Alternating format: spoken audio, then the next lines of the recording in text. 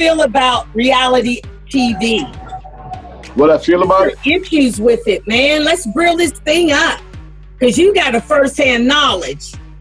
Well, I mean, what I feel about it overall, I don't really watch, to be honest with you, I don't watch a lot of reality TV because to me, a lot of it, I don't like to see what they're doing to themselves.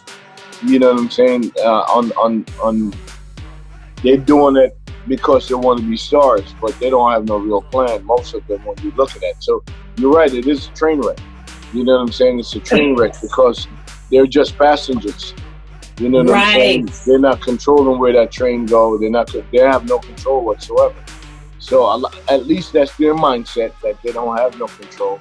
And they go on it and they show their ass to do whatever the hell they have to do in order to be a star. And then now you become a star, then you got to ask yourself, okay, you're famous now. Okay. So why did you do this again? Because if you can't capitalize off of it, then you become broke and famous, and nothing worse than to be broke and famous. Yeah. Nothing worse.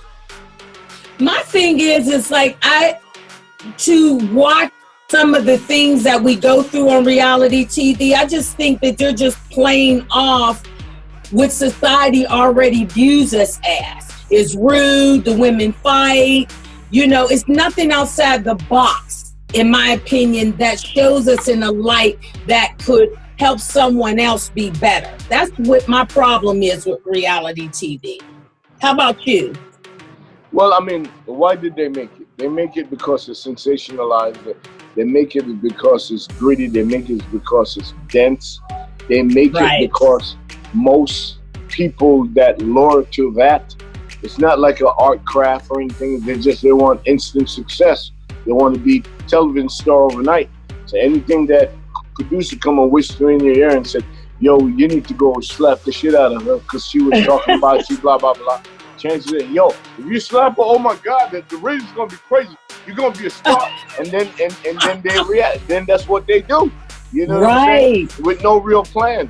I never look at it like such. I look at it like a business. To me, it was just another platform. There's nobody that could say in the 9th season that I was involved with the Atlanta Housewives that I played myself.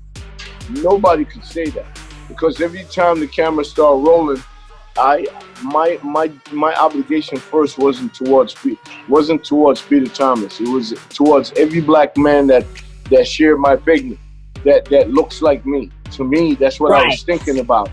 How are they gonna perceive us because of my dumb ass? You understand what I'm saying? So that's how I looked at it from that angle. And my thing is that, yo, I can't play us. We're already getting played. We're at the bottom of the pole. So like a violin.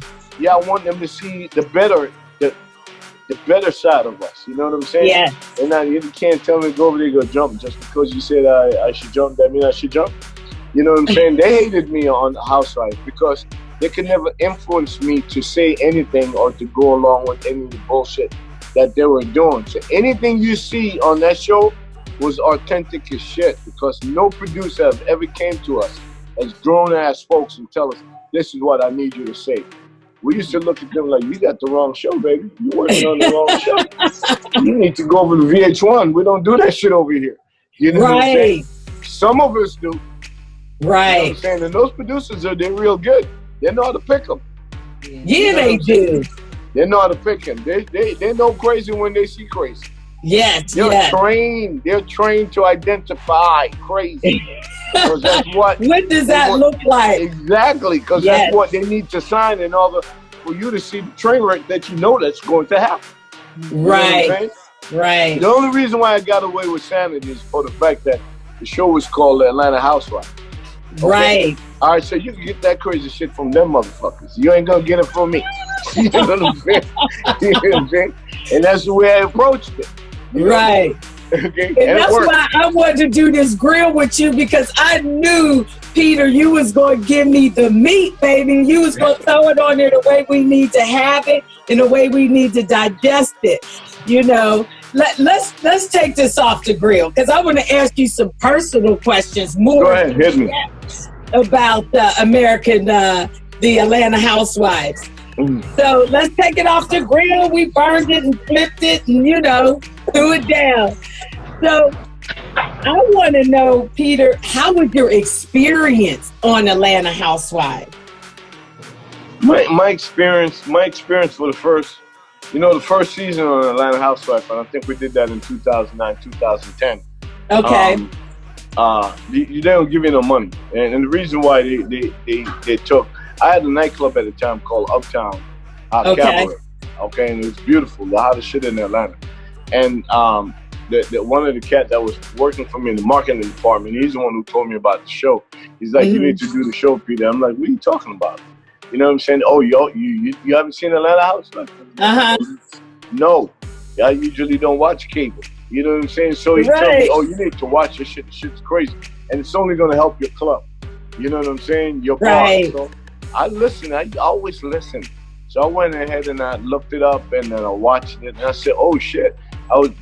Cynthia Bailey and I had just started dating at the time. You know, we used to travel back and forth from New York to Atlanta to see each other.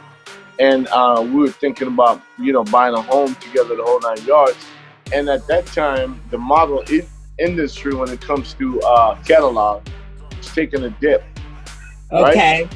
So I convinced her, I said, Cynthia, you got to think about the next shit. You're 40 years old. You got to think about the next shit. Television is the next shit. From print to television. Big difference, girl. You know what I'm saying? So I had to break it down to her. And when she looked at it and she talked to her bougie-ass friends about it, every last one of them told her not to do it. Right. And I'm like, because they can't do it. You need to do it. Whatever positive that you have, we could take it to the next level. Everybody to be ratchet. You know what I'm saying? They need somebody to be at least fucking have some sense. That when you get a larger group of people looking at this madness. You know what I'm saying? At least they should be able to have one. Each girl should represent a sector of the community that said, okay, I relate to her. So I said, Cynthia, I think we're gonna relate to people that probably don't even watch a damn show. They're probably gonna start watching it because they know you ain't crazy, or maybe they want to tune in to see if you are crazy. You know what I'm saying? So I talked her into it, and we did it. And the first year or two of doing it, it's not like if they're giving you no money. You know what I'm saying? But if you do it for the money, then you're doing it for the wrong reason. You got to do it for the platform that they're giving you. Right. You know what I'm saying? To me, I was smart to see how many people view the show again. When I see like 3 million people tune in on a Sunday night to see it, that means I'm going to be in 3 million people's house? Yes. They said yes. I said, yo, I'm in. Right. But you knew that you had a plan already. Yes. You know what I mean? And who you were before you came. And again, like you said, that's the caveat. Because if you go to any situation without a plan, guess what? You're going to leave empty-handed. And on that note, we're going to go to the next question. You said something, a phrase, when you were on a radio show. I think he was doing like FM 98 or something like that. And I said, when I get with Peter, I got to ask him to break this quote down, the statement you said. You said, play the game. Don't let the game play you, as it refers. Tell me what that means as it refers to reality TV, because that's what you guys were talking about.